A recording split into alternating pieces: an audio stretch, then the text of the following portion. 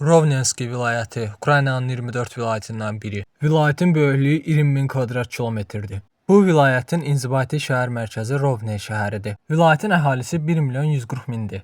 İnzibati şəhər mərkəzi Rovne şəhərinin isə əhalisi 250.000-dir. Vilayətin inzibati şəhər mərkəzi olan Rovne şəhəri 1283-cü ildə salınıbdır. Vilayət özü isə 4 dekabr 1939-cu ildə yaradılıbdır. Bu vilayətə ümumilikdə 11 şəhər daxildir. Bunlar Rovne, Varaş, Dubro, Berezne, Sarni və digər şəhərlərdir. Bu vilayətdə Ukraynanın ən böyük atom elektrik stansiyalarından biri mövcuddur. Bu vilayətin iqtisadi əsas gəlir yerləri isə kimya sənayesi, ağac emalı və mebel, kənd təsərrüfatı və heyvançılıq, vilayətə turizmdən də gəlirlər gəlir. Bu vilayətin şərqdə Jitomir vilayəti ilə, cənubda Xmelnytski və Çernipol vilayəti ilə, qərbdə Volyn vilayəti ilə sərhədi mövcuddur.